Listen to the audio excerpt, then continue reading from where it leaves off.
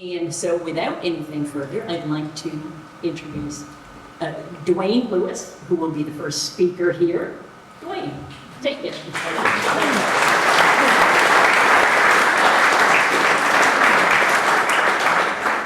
Well, I suppose I gotta talk really loud here for you people to understand what I'm saying, but Dwayne and I have done this 3 or 4 different times. And You got the mic?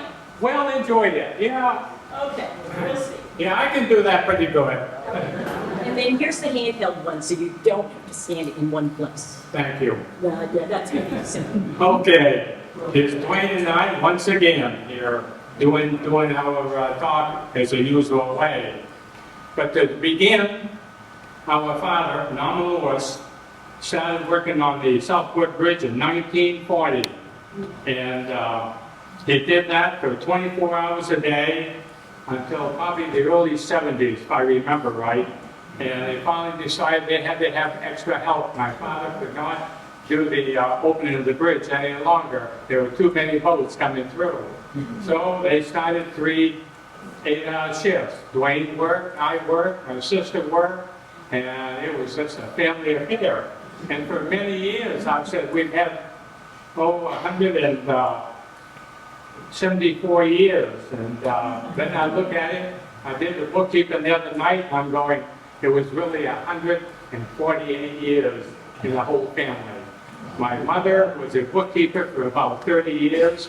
She did had to write down the time the boat went through, the name of the vessel, the owner's name, and the time that they went through, and the direction they went through, because of the fact that if somebody got lost, we knew where they were. And that went on for years. And all of a sudden, my mother said to me, I've had enough of this. I did the bookkeeping for 30-odd years. Now, Dwight, you're going to take over the bookkeeping. Well, I did, until I retired. Then all of a sudden, all the people up in the Augusta area said, we don't need to do that anymore. New people said, well, okay, if you don't have to do it, we don't have to do no bookkeeping. Well, I went down to the Southport Bridge one time, talked to one of the young people. I said, who's doing the bookkeeping? Well, we're not doing it now. I said, why not? If somebody gets lost, how are you going to find them? And they said, that's not our problem. I said, well, whose problem is it? It's up to Augusta. They don't care, we don't care. Well, Dwayne and I, and my mother, and my sister, my older brother as well, I'll tell you, we did all the bookkeeping, and we knew where people were, where they were north or south or whatever. And Dwayne, I know, had a vessel come through that had a lot of dope and everything, I remember, right? And Dwayne happened to catch them and report them to the Coast Guard. But I'll let Dwayne talk about that later. But anyway, things went on, and we lost a lot of our family members, of course. Donald was one of them that worked the Boothbay-Southport Bridge and worked the Southport Bridge. We lost him, and then my sister also worked. We lost her. So there's only left with Dwayne and I and Roy. We had brother Stan, but Stan didn't like the bridge at all. And we lost him to COVID-19, actually. But things happen, you know, and life goes on. So, and we all do. But anyway, Dwayne, you got anything you want to say before I go on? Thank you, Roy. I can say that we had a fishing boat that came through the bridge when my dad, Norman Lewis, was working, and I was working with him. And when the fishing boat came through, we asked the name and owner. He would not give it. I had called the Coast Guard. They had come by because he had this much going down below the water. And they got him at my bath. They picked him up, took him to the Coast Guard, and the Coast Guard took the boat away from him. And another thing was we had a sailboat coming from Boothbay Harbor, and he's going this way. And I said, boy, he's going to hit a big cribbage, a big boat. And he would hit the bridge. Well, he didn't. He came right through, no problem, and he's going this way, all the way up the Bath. He went on the rocks. The Coast Guard didn't pick him back to Boothbay, and we never seen him again. And another thing I want to talk to you about is Dwayne Lewis, bridge timber, and bird babysitter. As if Dwayne Lewis didn't have enough to do already with upgrade to the Southport Bridge and keeping it 73-year-old clinking and banking machinery going to a new babysitter. This year, in addition to other duties, as soon as we was opening the bridge, I was talking to the babysitter because they were so small. And one of the big burners came by, and he tried to get me, and I got down this way, and I had the warden come by and look at me, and he said, Dwayne, if you're going to have a problem and that bridge is going to hurt you, I had a broom and I'm doing this so he wouldn't hurt me. And I said to him, I said, don't worry, I wouldn't hurt the bird at all, but I said, and if I did, I would be finding it. That is correct. And the warden was so good. And I can remember when my mom was fishing off the sidewalk, and she got a great big lobster about this big. And the warden came in, he looked at Dad and I, and he says, what are you trying to do? Are you trying to keep the lobster? We said, no. He saw my spring around him. I had to cut the springs around and throw him right back in the ocean. And the warden said, Dwayne, you're doing it right. Thank you very much. Why here you go? Well, Dwayne's really done it. I mean, he's pretty active himself. But anyway, I know that our father, who tended that bridge for the longest time, had many boats go through, and I remember a lot of times the bridge would break down. We'd have to call the Coast Guard up, and certainly they would come right in to help us to bring the bridge back. And then we would have to lock it up until the state would come down to repair the bridge. That happened many, many times. But anyway, one of the things that I remember the most back in 1989, October 26th, we had a wedding, and my boss happened to come down to the bridge, and I said to him, I don't know if I should tell you this, but we got a wedding going on. What do you mean, a wedding, he says. I said, well, I've got a young man that wants to get married on the Southport Bridge. And he said, well, let it happen. I don't care. I said, well, if you don't care, then I don't care. So anyway, we did have a wedding on the bridge. I'll never forget that. And the young fellow was pretty good. He brought his lady over, and we opened the bridge up just for them. Well, the cars on both ends were tooting their horn. And I'm going, oh my gosh, should I be doing this? You know? Well, I told my boss, I said, he wasn't there at the time, and all of a sudden, as I was closing the bridge, here comes my boss in his automobile. And he stopped and he says, what's going on down here? I said, we're having a wedding. He said, you didn't invite me? What's wrong with you people? And anyway, that's just how it goes, you know. And I know that back in 1974, they put they tore up the wooden deck and replaced it with a steel deck, which is pretty good. And that was a long time coming as well. And the boats are just something else. They had to wait until they had the bridge repaired. There a lot of times the boats would come down from the north to the south. What's going on? Why can't we get through? Well, the state's working on the bridge. They're putting a new deck on, and they can't open the bridge until they get the whole deck on. Well, that took time.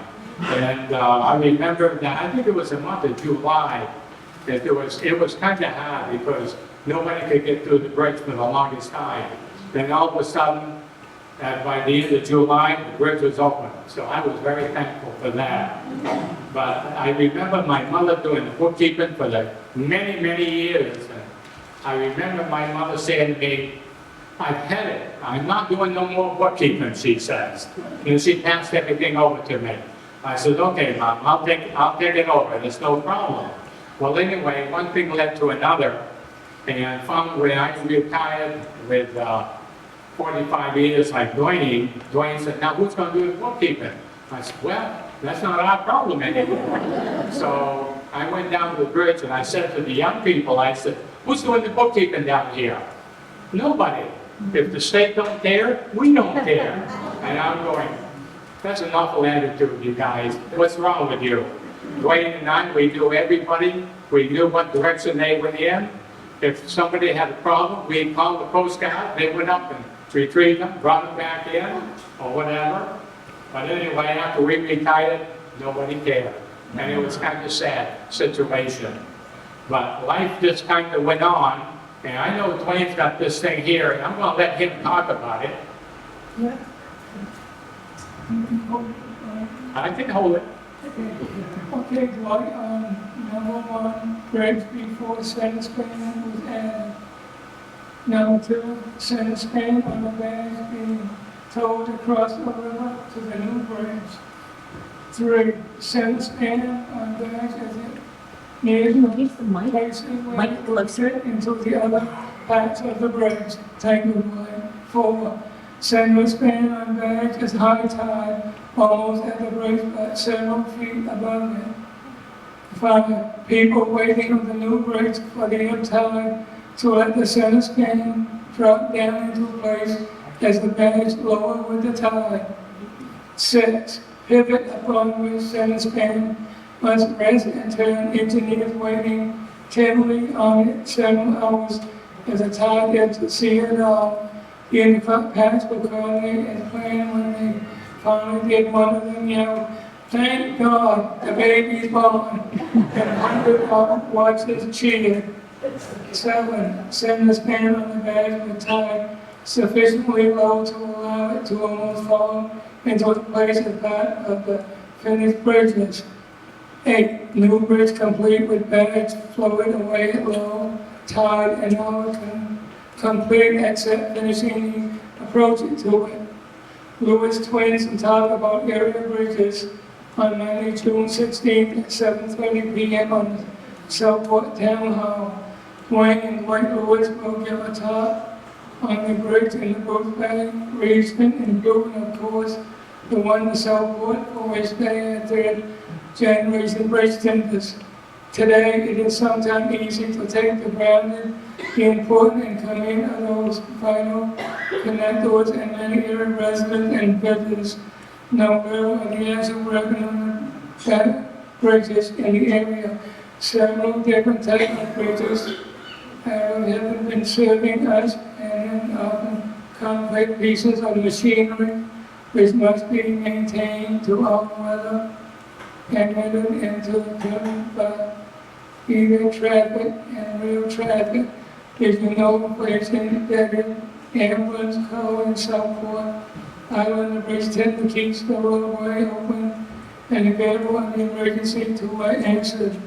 The top will be indicated and entertaining the public to embrace and red. The town hall is located on Route 27, currently 2 miles from the bridge. The top will be highlight of the annual meeting of the Friends of Southport Historical Society, and the gifts are from Dorothy A. Bradley and Dwayne Bernard, June 2008. And also, Dwight, I need to tell you something else. Wait a minute. Can we pass that around? I got one question to ask you. Who put the center span in place? Do you remember who? Yes, I do. And who is it? He had a towboat that brought the towboat in. I can't think what his name was, but I know it. And I know you know it. Miss Kyle. Oh. He did a lot of work. He brought the bridge, Yes, he brought the span in and put it in place. he brought the bridge in 1939, and it was opened September 3rd for 1939. On the Horse and buggy was 25 cents. And I know that 2 cents for food travel and 5 cents for the team. And I know there was a bicycle, if they're riding around with 5 cents. And on Sunday, it was so free, they didn't have to pay anything. How many bridges have we worked on, Dwayne? We have worked, you worked at South Bristol, Trevitt Bridge in Rhode Island, Southport Bridge. Trevitt Bridge, right here. Yeah, that was the, In Vander's Island. that was, with the sailboat near the boat, yes. Exactly. Okay.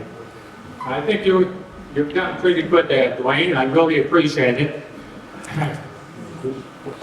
And I'm going to talk on this one a little bit. The Boothbay Harbor Yacht Club, those people were really good, if I remember right. They gave us a resolution of appreciation, whereas the Lewis family attended the Southport Bridge faithfully and cheerfully for many years. And whereas they have been role models in Boothbay Region, and whereas their dedication and service voting community gratefully acknowledged. And that was by John Chapman, Byron Atwood, and Michael Tapega. They all did a good job, and I'll tell you right now, we have the best of luck with the United States Coast Guard. They really helped us out quite a bit.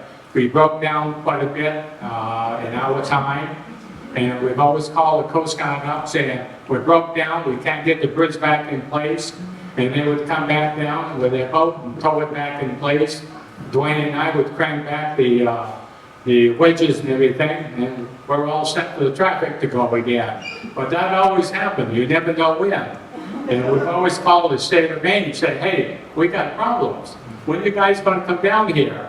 Well, it didn't take them very long, and they were there, believe me. And we had a dedication, if I remember right, on this picture right here of Mama Lewis and family, and the years of the dedication and service. And like I said, we had in the family alone 148 years. That's been a long time. And I finally said to Dwayne the other day, I said, you know, Mother did a lot of work for us, and we didn't even add in all of her time. But one thing led to another. We found out afterwards that with all of her bookkeeping and everything, and we lived in the house, let me see, Dwayne. Pull that picture up for a minute, will you? Oh, no. That's the house right there, and with my mother's, all of her work, they gave us the living quarters in that house for all of her work. And I said to him one time, I said, well, aren't you going to pay for her for doing the work? And he said, no, we're giving you and the whole family their house to live in, and that took care of the bookkeeping. So I thought that was pretty good. And but life just kind of went on and everything. And my mother, if I could, go ahead and talk about it, Dwayne. What do you call it? What? Casino. Okay, it was a casino, and the casino had burned down, and when it did, then Robinson Loft had do their place, and they're doing excellent. But another thing that I need to talk to is, we had a big sailboat coming from Boothbay Harbor, and they're coming down by the bridge, and I refused to open the bridge. And he looked at me and he says, Mr. Dwayne, ain't you been open? I said, no. We have the ambulance on Southport, and I'm going to let them go pick out the bad person up, bring that person back with the ambulance, and I'll let you in. He said, no. He said, we're going to have you fired. I said, oh, gee, maybe you won't. So I had my boss. I had 3 more bosses came in. They looked at me, we had the chief of the Coast Guard came over, and I said to him, let me explain to you what we're going into the building. I said, the sailboat came in, she was mean, she said she was going to fire me, and I said, I don't think so, and the Coast Guard said no. He said to my boss, he said, Dwayne Lewis did the right job. He let the ambulance go down, pick the president up, and Dwayne did the right, and we're going to pay him $6,000. And my boss said, can I pay him too? And he said, yes. And I told him that cost him $12,000.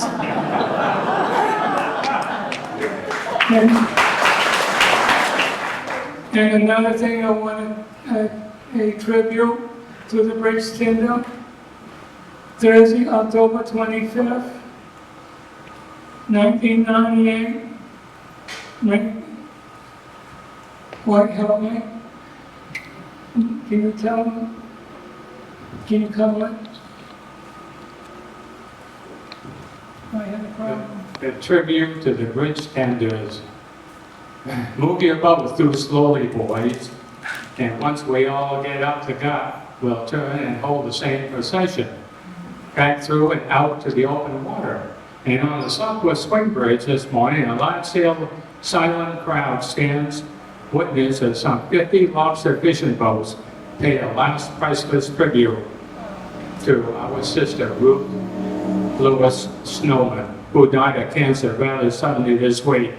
And in our time, all up and down the coast, lighthouse keepers have been replaced by computer-driven, soulless machines. But the Lewis family, from her father to her brothers, and finally Ruthie, have held steady 7 days and nights, each and every week, through chaotic summers into freezing ice-covered winters. On holy days and holidays and foggy and empty nights, waiting and working out of their 5x5 bridge roam, outlooking the Tyler River in the incoming city and Route 27, in and out of the island of Southport. Everyone knew that smile and that wave, and the pace of the opening and closing, it made you slow down and wait, and be a part of something more in tune with surroundings and the sea.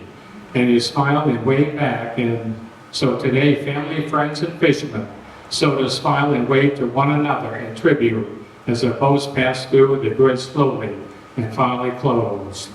That was quite a tribute, Dwayne, I'll tell you right now.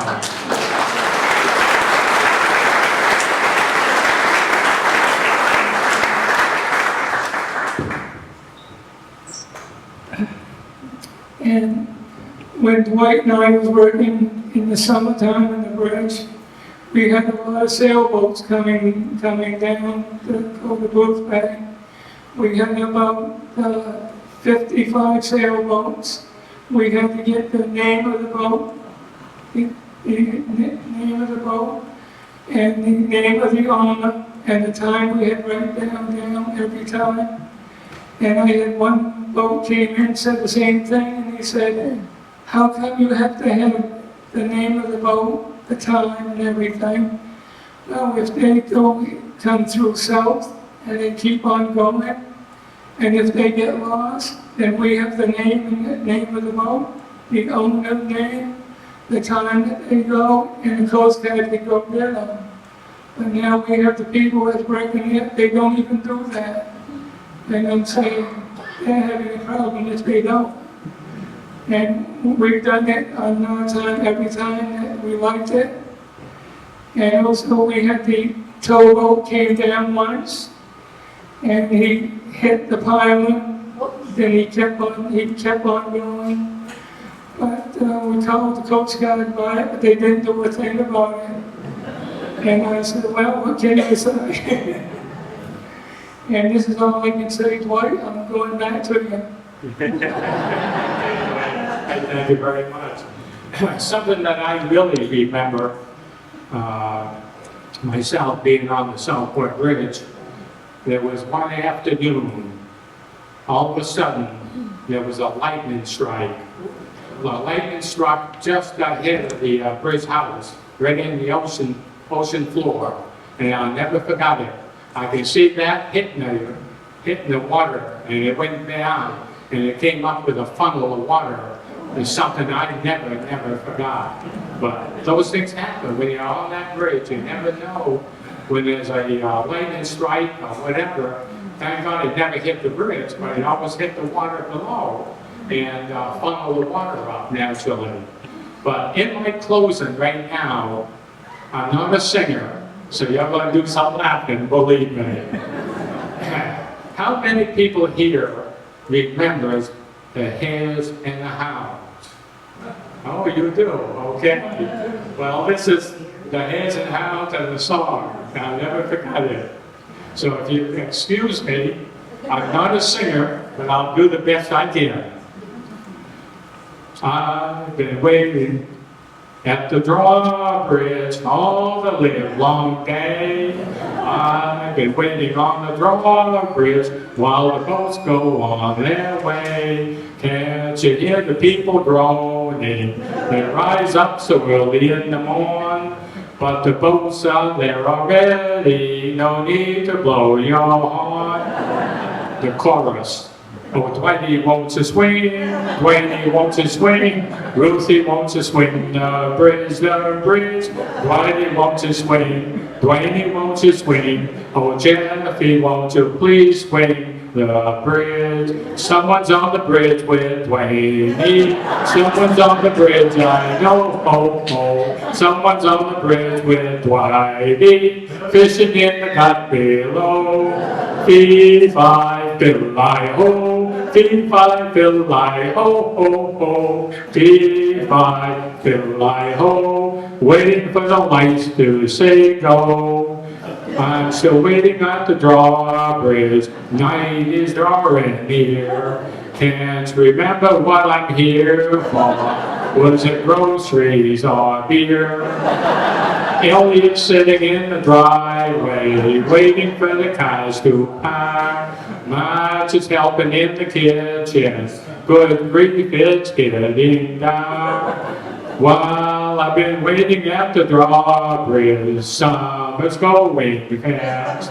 Leaves are starting to show color, still boats are going past. But soon the school bells will be ringing, Labor Day is here. Mom and dads and kids will scatter, but they'll all be back next year.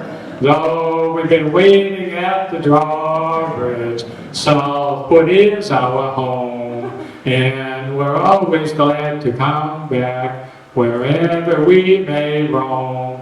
And so we thank the bridge attendants for all the work they do to get us on and off our island and to let the boats go through. That's the same thing, Dwayne.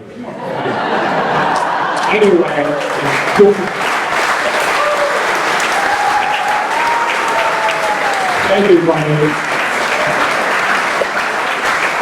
of the Norman Lewis and family for their years of dedication and service. I'll tell you, we've all done our job and done it well.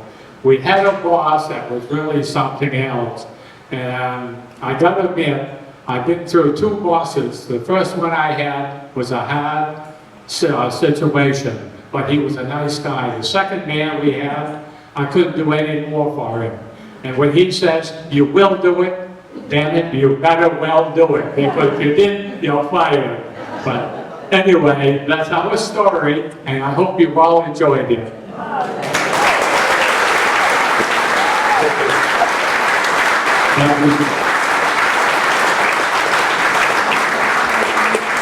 The tower completely now.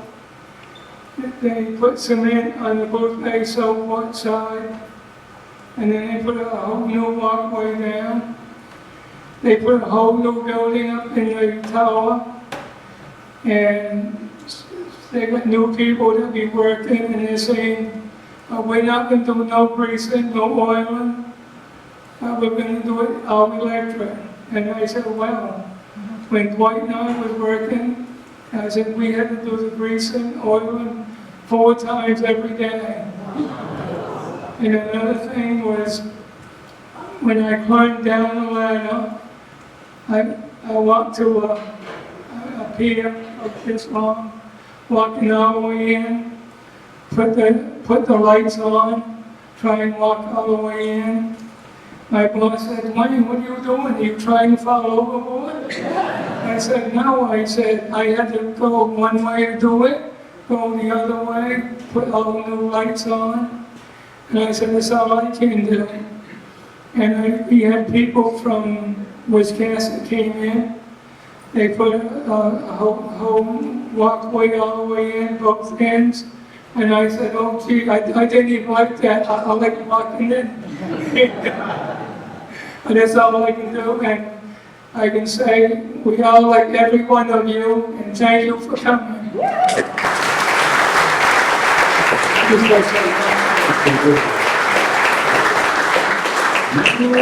One person I remember that got onto the Southport Bridge and dove into the water. I'll never forget it. But anyway, he lived.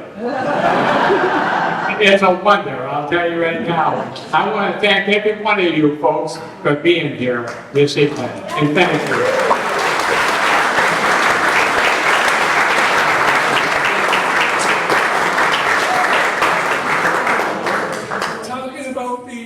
The Southport Bridge, when they took the whole sidewalk completely out, they took the tower completely out.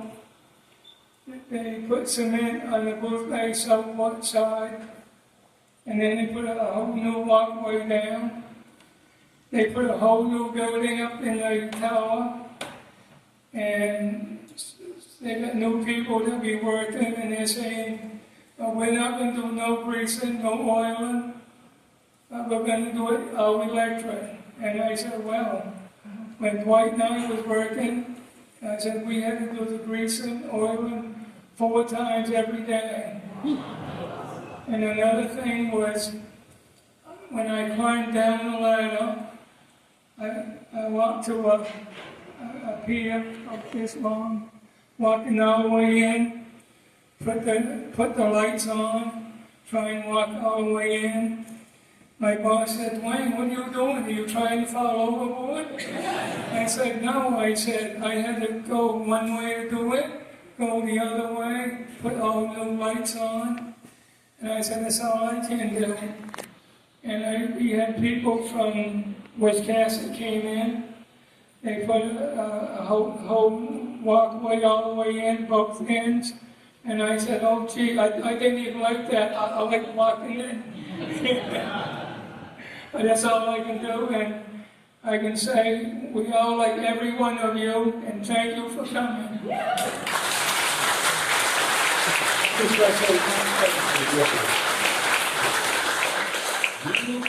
One person I remember that got onto the Southport Bridge and dove into the water. I'll never forget it. But anyway, he lived. It's a wonder, I'll tell you right now. I want to thank every one of you folks for being here this evening, and thank you.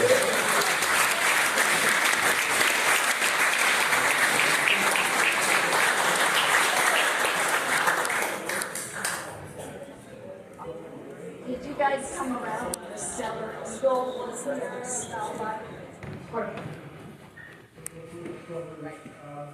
In your bookkeeping days, how many votes or people did you lose? So let me make sure that we have the question. In the bookkeeping days, how many people did they lose? Did you say? How many did you help save? How many votes did you help save? Very few, if I remember. That's beside the point.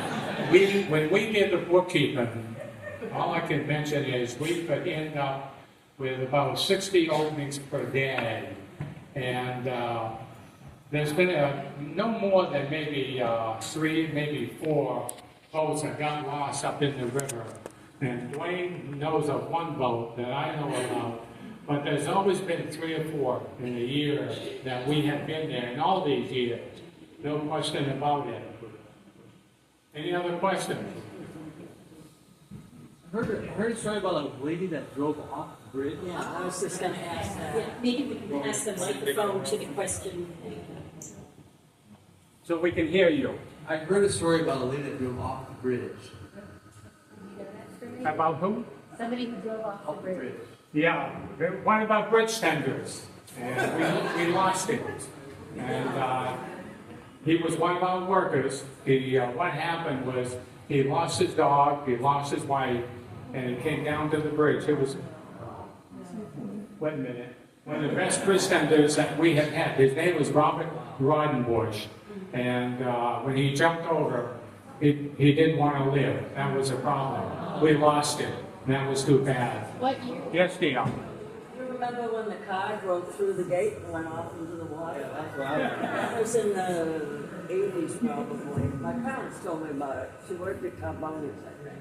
I can't remember that time. Maybe your dad was still working there. Yeah. Maybe Terry remembers. I know Dad was there for 42 years. Yeah.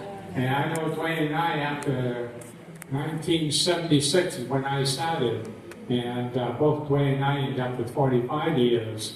But when I figured everything up on the paperwork the other day, I know the Lewis family had it for 148 years. And that's with my mother with the bookkeeping. And I'll never forget her because when she finally had her bookkeeping for 30 odd years, and finally she came to me and said, wait, this is going to be your job. Now you're going to do it. Well, I did. And I did it right up until I retired. And then all of a sudden I went down to the bridge to talk to the new people, and they said, we don't do bookkeeping anymore. We have a boss, the boss don't care, we don't care. And that's just how life goes. It's too bad. Who ran the bridge during World War II when your dad was serving? Well, when Dad was there, then of course Stan worked a little bit, but not too much. And World War II, I can yeah, and then of course we lost Stan to cancer and everything, and that was too bad. But Dwayne and I kind of took up everything, if I remember right. Why, I can remember when she drove down the Boothbay, and you must have known who she was because she went right into the water. And she swam over to the float. I remember that well, Dwayne. And that's what she said. She knows what your name is. Her name was Shady On. I'll never forget her. And she was quite the girl, too. I mean, what happened, it wasn't her fault. Her brakes let go. And she was coming down the hill. And of course, our gates went up, and she just kept on going and went overboard. And I could see her. I could see the water. She was swimming, and I got in touch with her. About that time, Darren Graves came down the hill, and he helped her up on the ladder to get her out. I went to the hospital that evening to talk to Shani, and I said, Shani, you okay? Yes, just leave me alone. I'm fine. I'm okay. Get out of here. And I did. But I became good friends with Shani after that, you know, because I could talk with her about what had happened. And she said, Dwight, my brakes let go, my cylinder was gone, I lost the car, and that was it. And Skip Rideout came down and picked up the car from the ocean floor and picked it up and brought it up on top of the bridge. I never forgot it, believe me. But that was kind of a scary situation. And that was the only time that we ever lost a vehicle, believe me. But when you got the electric gates, if we had the steel gates that we had before, the car would never have got through. But with the wooden gates, and that girl was coming down the hill, she went right through. And thank God I was opening the bridge at the time when the boat was coming down from the south. I'll never forget it. And all of a sudden, he's turning around, and I'm looking at him. And I'm saying, oh my God, the car's overboard, you know? And I had just started opening the bridge when the car went over. And I was very lucky that I did, because if I hadn't have opened that bridge, she would have hit that steel structure and probably would have killed her. But as it was, she went right down. And she came up. She was okay. It's just a situation that I don't have. Can can you just walk us through a day on the bridge? How did it start for you? What time of day did you start? When did you, how did you open it? Did you take turns taking bookkeeping? Just walk us through a day. Different shifts. We had 3 8-hour shifts, and you never knew if you went to work at 8 o'clock in the morning, or 8 hours after that, or 8 hours after that. There could be an morning shift, an afternoon shift, or a night shift. The night shift was the best because I could fall asleep and not worry about it. You'd be surprised how many boats would come down and blow the horn and go, oh my God, I gotta get out of bed and open this bridge. And thank God I've got my clothes on. That's just be something else. Anybody else? What's the largest ship that came through? The victory chimes. I'll tell you what, that was the biggest ship I'd ever seen coming through the bridge. And I remember as a young fellow, something I'll never forget, up in the northern part, coming down from the north, a great big Navy boat was coming down, but he could not make it by the ink bottle up there. So he had to go in reverse and go back where he came from. He never did make it through the bridge. But I never forgot that. But the Victory Chimes was the biggest boat that we ever had through that bridge. And when he came through that bridge, there was no more than 3 inches on either side of him. And he had a boat pushing him through the bridge. I will never forget it as long as I live. Lloyd Dials told me that story. He was the one that was the captain. What's that? Lloyd Dials was the captain of that boat. He told me that story. I wondered if that's... Excuse me, wait a minute. Lloyd Dials was the captain of that ship. He told me that story. It was Elijah, yes sir. That's it. That's the biggest boat we ever had through that bridge. And I'll tell you, he had a tender behind him, pushing him through. And like I said, there was no more than 3 inches on each side of him. And I never forgot it, believe me. Thank you very much. Really.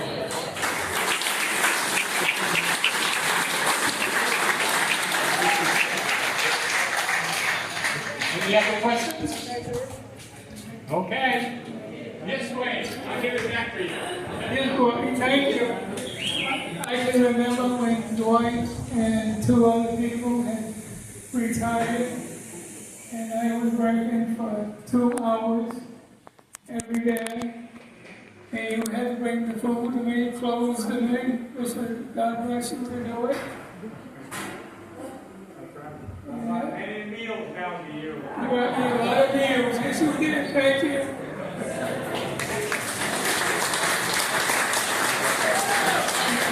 As a very small token of appreciation,